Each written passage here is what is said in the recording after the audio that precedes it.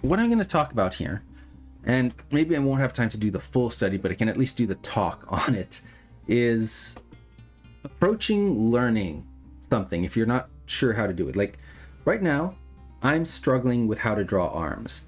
I know the basic concepts. I know how arms work, but I'm struggling lately with getting it to look just right. Like I know there's a deltoid, I know there's the bicep and the tricep and then the forearm, but it's like it's not working quite right. So I want to learn how to draw arms better. And I'm not going to focus on hands. Hands are going to be a different topic. I just want to get better at arms. So how do I do this? Well, when you're trying to learn something like this, the thing to do is study it. Don't just try to, like, I could draw an arm a million times and I won't improve at all because I don't understand what I'm drawing. And this is the thing I often see people make the mistake on, and I made this mistake when I was a beginner. Because you always hear the phrases, if you just do it enough times, you'll get good at it. Or, it takes 1,000 bad drawings to make one good drawing. And sure, those are true, but if you don't understand what you're trying to draw, you could draw a million drawings and you won't get any better or closer at it because you don't understand what it is you're drawing. So this is where studies come in. And this can be for arms, it can be for legs, it can be for heads, it can be for animation. No matter what it is, the core of improving is to understand. And this is the thing I like to try and push on my students and all of you and anyone I talk to about this stuff is it's not about just doing the work over and over. It's about understanding what you're doing as you do it. And it might be a little slower because you're not just pumping out drawing after drawing and after drawing of arms, but every drawing you do has incentive and it has purpose behind it. Because if I just draw an arm here and like, oh, there's one arm, let's draw a really beefy arm. Look, there's a big bicep, and then there's the other, like, oh yeah, there's a really strong looking arm. Like, let's draw a really big shoulder. Like, am I getting any better at drawing arms? Not likely. This was what I used to do when I was younger. And I didn't learn. Gum. I didn't learn how to properly draw arms for a long time. So what we need to do is look up references. And I have a bunch of references. And honestly, this is what I normally do is I'll just go to Google and do a search for arm reference and look up references of arms and see what I can find. PureRef is wonderful. Yeah, PureRef is great. It has a lot of great references. But you can also just go to Google and look up all sorts of things. You have drawings you can look up. You have anatomical illustrations you can look at. And all sorts of things. Just look at what you want to research. And just open up all the things that make you go, oh, like that's interesting. So what I'm going to do here is essentially just look at these and try to understand the arm.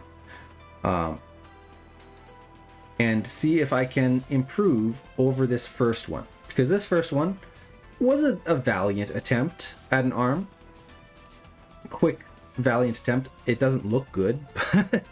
But let's see if I can, by the end of this, improve my ability to draw arms and do better. So I like this one because it does a nice simplified breakdown of arms. So for example, the deltoid has this nice clear shape to it here. It's got this nice teardrop shape. Then we have the tricep, which connects kind of in the halfway point. Bicep on this side.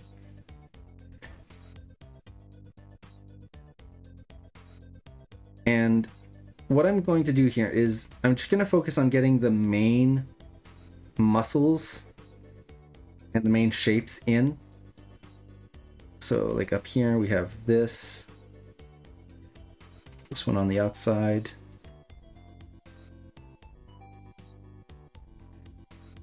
And then this kind of makes a line across to this one.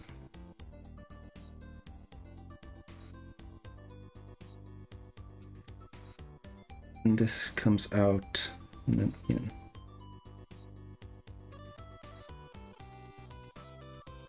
So right now I'm just doing a really quick base figure for the arm. And then from here I can start like looking at the musculature and see how the musculature really forms.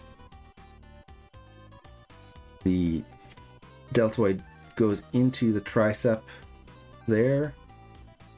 You have this other one, the brachialis, I believe. I forget. I used to know all the terms for the muscles.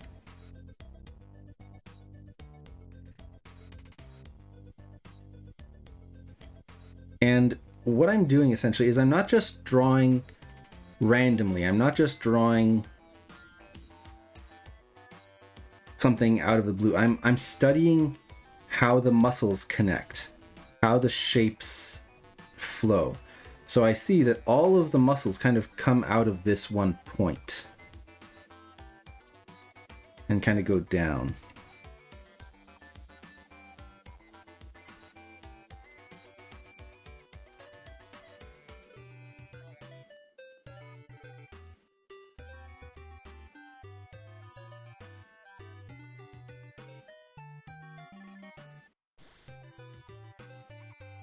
So it's something kind of like this. And already, you compare one arm to the other, I think I've definitely improved. It's a lot more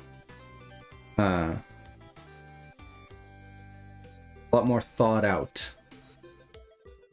So in that sense, I'm improving. Now, what else can I do to get better at this? Well, let's do the other one here. I like this drawing because it has like a musculature study, but also the simplified forms. We've got like this flat surface here. And seeing the actual volumes can be very helpful in understanding how things connect.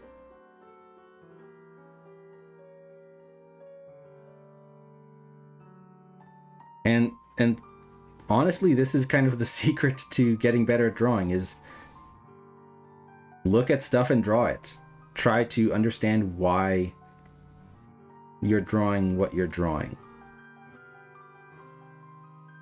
It's not going to look exact. It's not going to be perfect. I'm not going to be amazing at drawing arms right away. But I have a much better understanding already while I'm doing this of how an arm works, seeing how these shapes connect. And I would do this for legs, I would do this for arms, I would do this for torsos. Whatever I'm trying to study, this is a great way to help understand.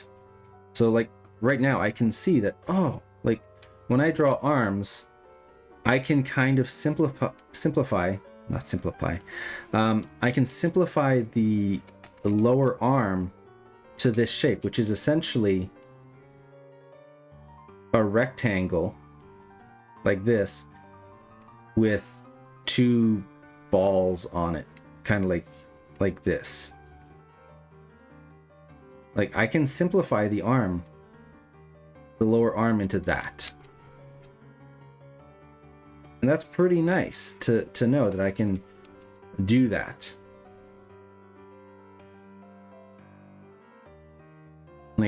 And there you go. Now when I draw an arm, I can do that really quick and like, bam, I have a lower arm that looks like it's got musculature and detail. Like, there you go. Like, look at that. It's already coming along pretty well. So it's understanding the volumes and the forms of things. But Cameron, do we have to understand everything about the drawing? You don't have to understand everything, but at least understanding certain key points. Like, I think my audio sync is slightly delayed. Possibly, I don't think anyone else is having the issue, so maybe try refreshing and see if that helps. This one almost seems like a bunch of primitive cube shapes. Yeah, so everyone has a different way of drawing things like arms or legs. But trying different approaches can be a good way to practice your ability to see them. Instead of just drawing one way, try to change the way you draw.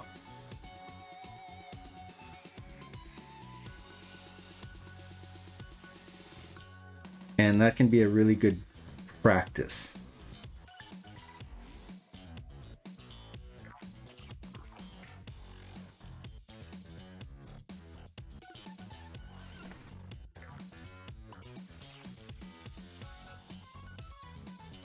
So there we go. We've kind of figured that out. And just looking at that last drawing, you have the flow going this way, and then this way. So I'm getting that overall flow that they're showing. Goes that way, and that way. So there you go. I've done 2 studies already. Let's take another drawing. Let's take this one. This one is an interesting one because we're looking at the arm from the side, but prone versus supine versus half prone. So essentially what that means is supine is when you have your hand turn, like you can see the wrist here. On one side the hand is facing one way and the other the hand is facing the other direction. So it's whether your hand is this way or this way. And we'll see how that affects that image from Anatomy for Sculptors. Yes, that is from Anatomy for Sculptors. That is, I actually have the book. You can actually see anatomyforsculptors.com. Anatomy for Sculptors is a fantastic book. I think it's by Beau's desk because he was using it for 3D modeling. But yeah, if you guys want to learn anatomy, even though it's for sculptors, as an artist or an animator, it is a fantastic book. Like, beautiful. I love it. It does a great job showing the musculature, all sorts of different angles and references, and helps you break down things in a really nice way.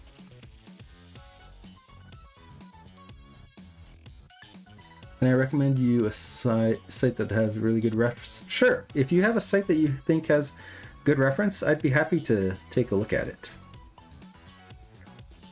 Okay, so here we have the deltoid.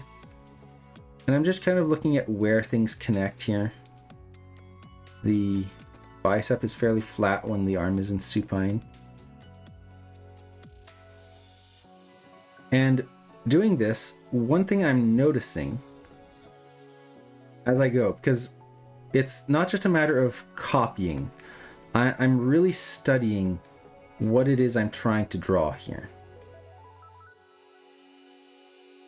And one thing I'm noticing is how the muscles kind of flow into each other. So you can see how the deltoid here flows into, I really need to remember that muscle's name. Let's see here. I believe it's the brachialis. Biceps brachii is what it is. Biceps brachii is biceps. Triceps brachii is the triceps.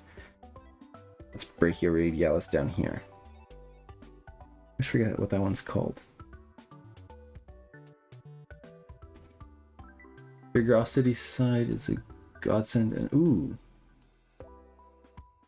let's take a look at that. So there's the radii going around here, and what I'm seeing is arms essentially have this interesting shape to them that is kind of defined by the musculature. I'm gonna show you guys what I mean in just a second here. Maybe there's one of these drawings that will help explain it. But arms are very much arms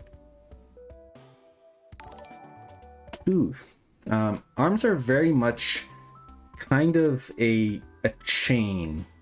So if you imagine your arm like you have the shoulder, so we'll move this one out of the way for now.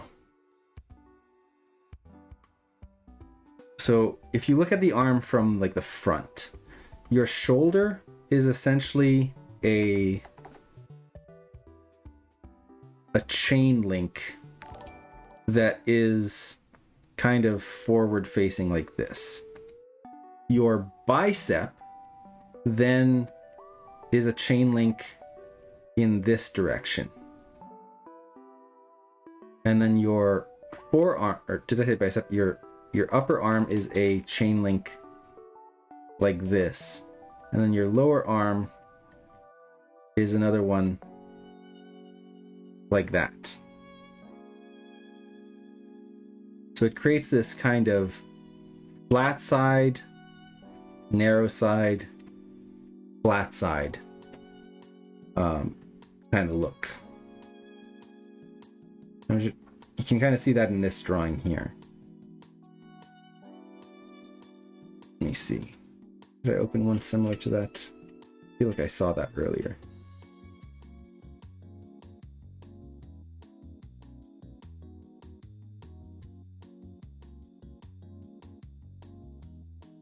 Huh. Must have seen it, but yeah. Sorry for the flickering images there. I was just looking to see if I could find that image. But yeah, essentially the arm is kind of this setup, and you can see that here where you have the wide link, the narrow link, and then the wide link again. So your arm is essentially like a chain in terms of shape.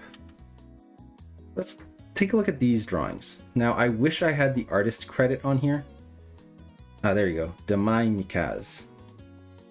I don't know if I pronounced that correctly. This is something I encourage.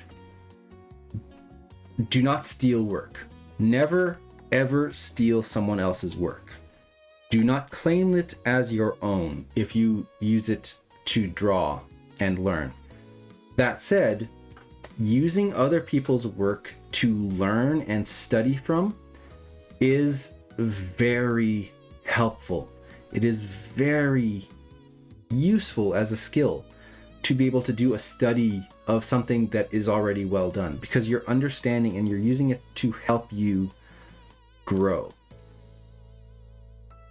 This is something that is taught at Disney Studios, is they will often have people do master studies of some of the work of the old masters like Milt Kahl or Ollie Johnson, and they will try and redraw those drawings. But when you do that, you're doing it with the understanding that this is for study only. There's a big difference between what you do as a portfolio piece and to show others in social media, and what you do for yourself when you're doing studies. Like, I'm not going to post any of this. This isn't stuff I will post to social media. And if I did post it, I would be very clear, done with references, not my original work. But there's nothing wrong with using reference from other people. It's one of the best ways to learn, actually. So I love how this artist simplifies the bicep into this kind of triangular wedge. That's a really nice way of simplifying the bicep. And then from there, they come out. Come out here. And again, we're seeing those arm shapes, those muscle groups that make this side, and then the other side you've got that, and the three major muscles that form this side. And yeah, it's really breaking down these shapes, and I'm starting to, I feel, get a better understanding of the overall flow of the arm. And going back to what I was talking about here, seeing those shapes, you can kind of see that here. We have this rectangle here, this short wedge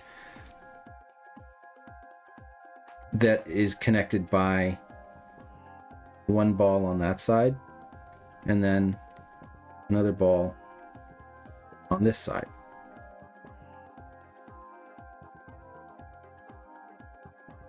So we can start seeing a way of simplifying our shapes that can help us when we're drawing, rather than just trying to draw an arm and going, well, it's kind of shaped like this.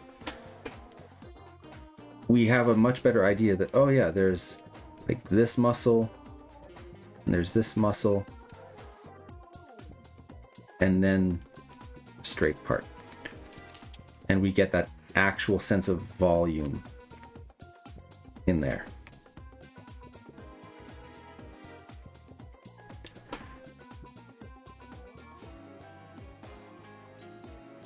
Sorry, just how do I go through tabs like that? I like shortcuts. I use control, whoops, that's not control. Control page up and control page down allows you to cycle through tabs.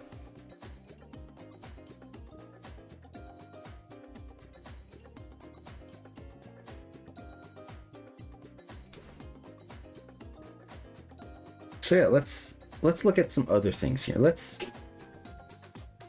find another image here we could possibly use. So let's do something like this. Let's do something with a little bit more depth to the arm.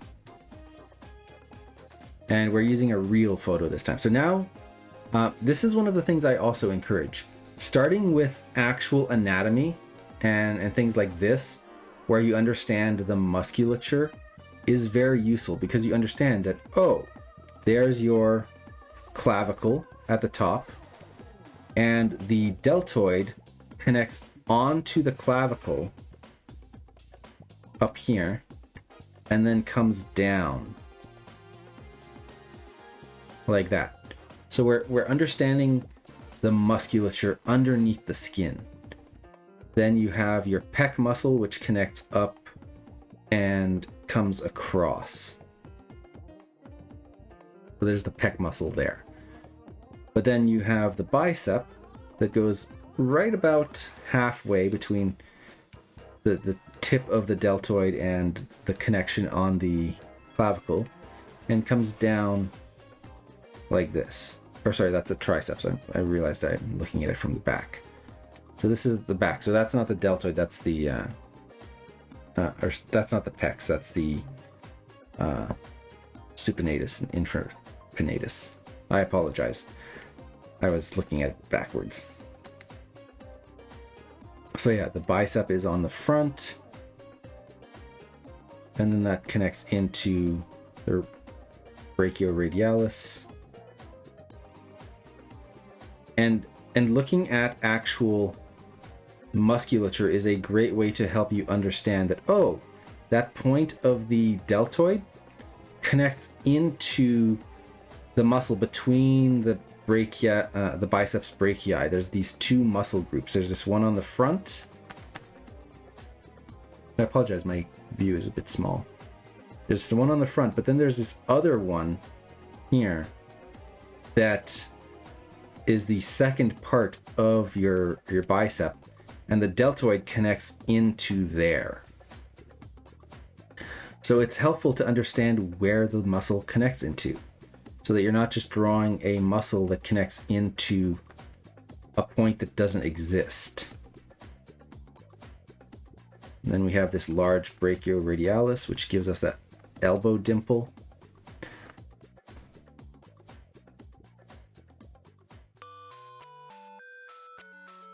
And there's the elbow bone there. So we already have a much better understanding of an arm when we start breaking things down. And from there, when we then go to a real life photo, we can look at this and start to try and understand. So we have the shoulder here, we have the clavicle of his arm, and the deltoid that connects from there. There's the tricep and the neck.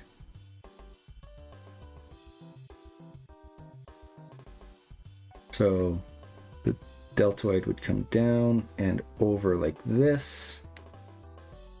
Pec muscles connect here up into there. And then we have the bicep goes to here. We have the tricep on the back.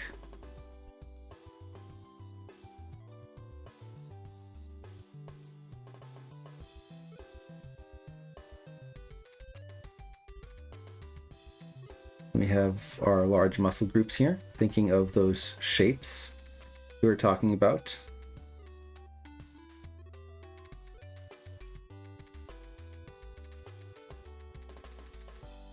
How they bulge out, and then the arm sticks out of them like this. And we can find that a little bit.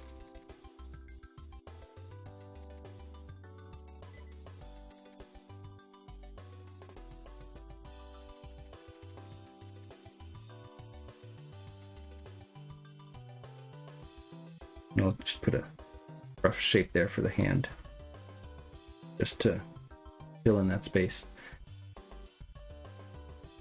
So you can see we're getting a much better understanding of the arm when we start with the musculature first. When we start with knowing how those shapes actually connect. So we have this one here. We have that. I think I might be drawing this wrong because the arm is twisted here. So the arm is twisted. How do we figure out how to draw the muscles on the forearm when they twist? Well, again, this is where we go for reference.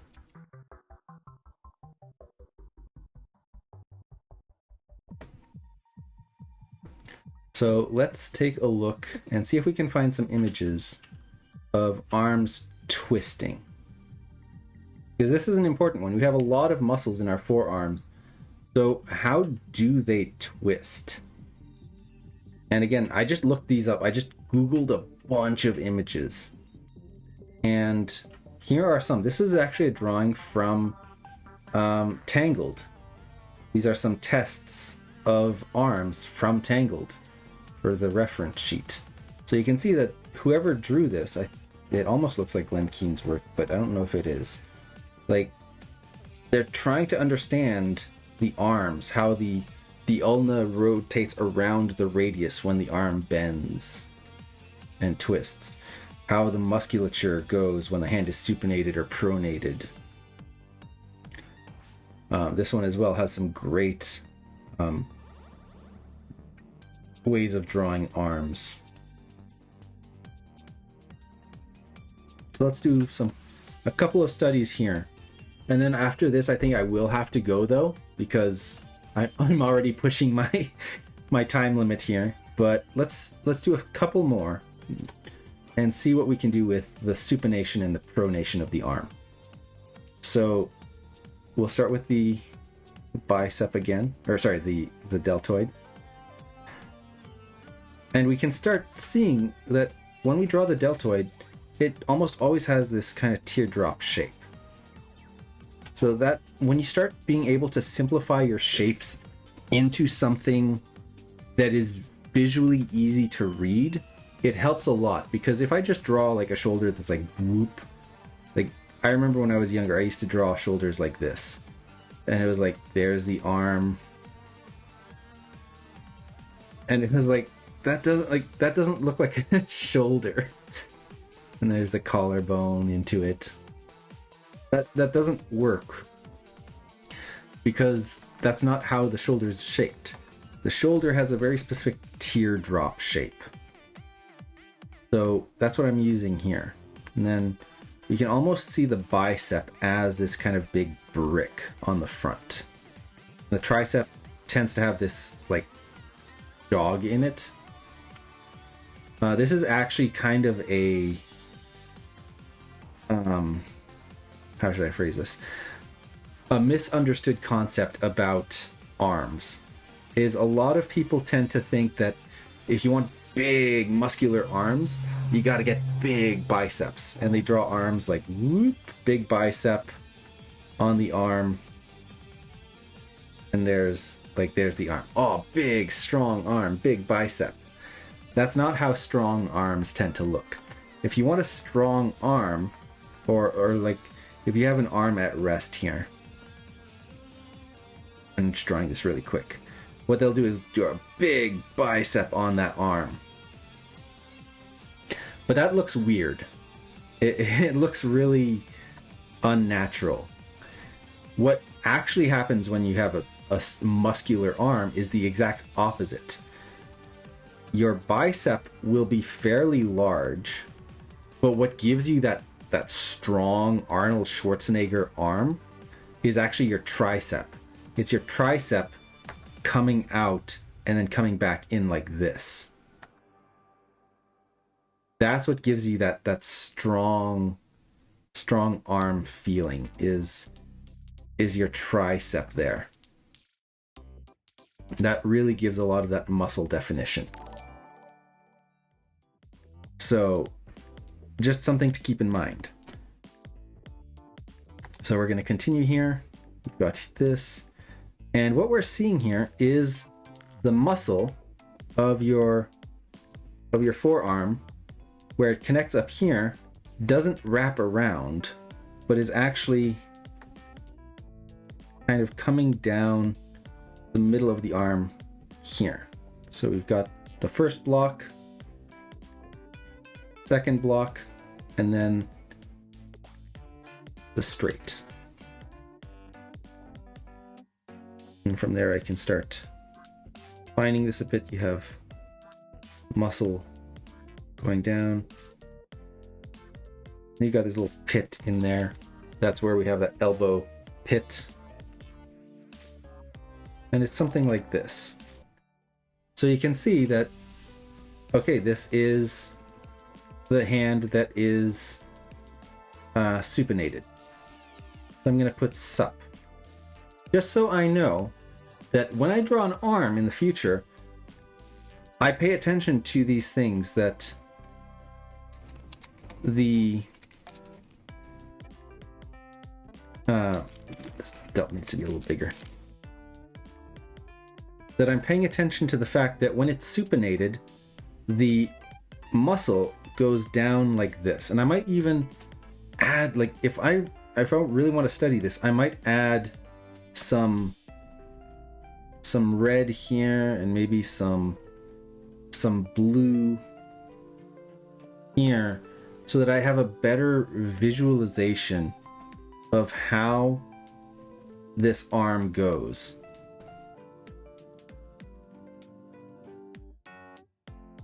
So that's where the muscles go when the arm is supinated.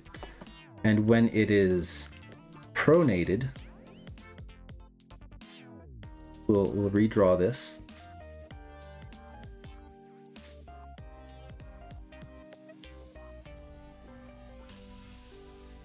And I hope this isn't boring for all of you watching me draw arm after arm.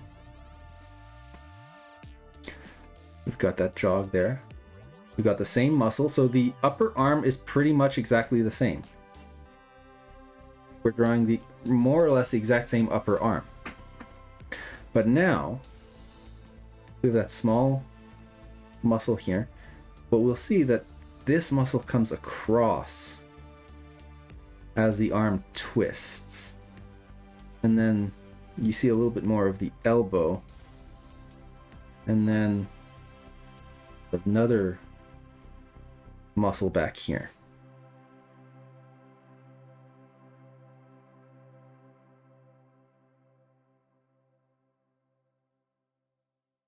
So we're seeing this twist. And what I can do is go back to my color and put in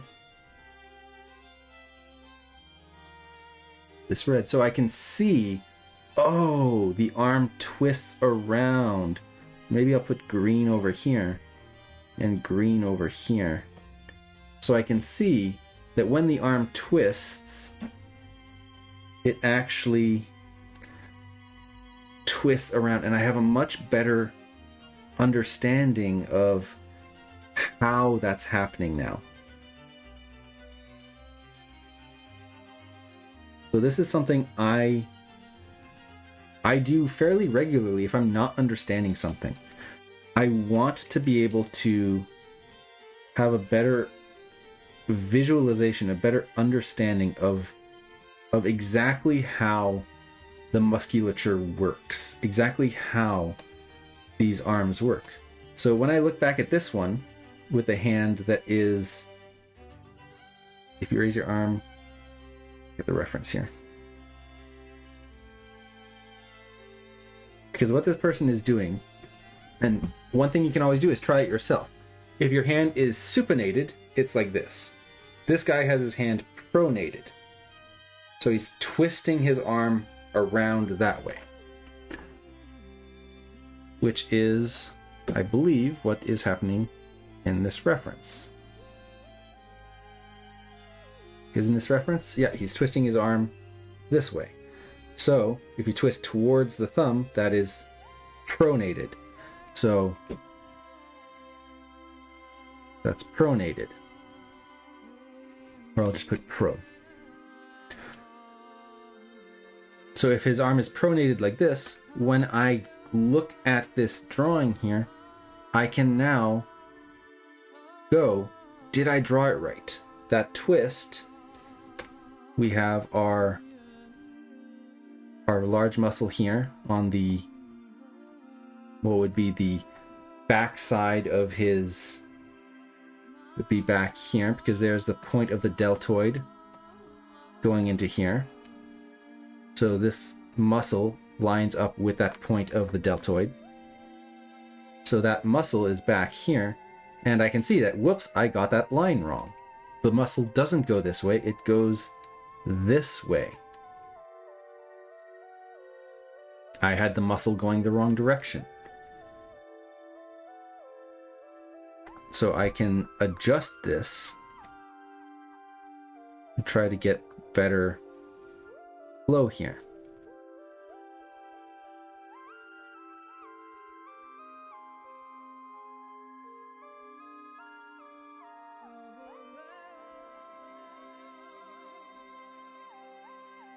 And that now works better. Like the musculature is working better because I'm paying attention to how the muscles actually bend. And from here, using my other drawing over here as a guide, I can start color coding things on this sketch and go, oh, that's that muscle. And that's this muscle over here. And the green is this part over here. So I can start color coding my drawings.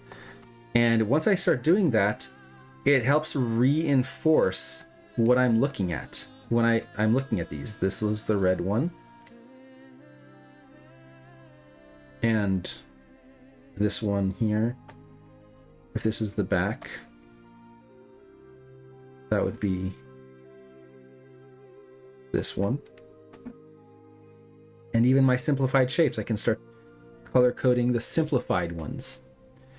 So this method is a really good way to start visualizing and understanding things, not just taking an arm and going, well, his shoulder goes boop, boop, boop, boop, boop, bump, and then there's there, and there's a dimple, and it comes across like that. That is not how you draw an arm. Like, that is not a good looking arm. There's a collarbone. Because if I draw it like this, I don't have an understanding of what I'm doing, of why the structure is there. Taking time to break apart the musculature underneath, because really our bodies, the way they look, the way they do, is the musculature underneath.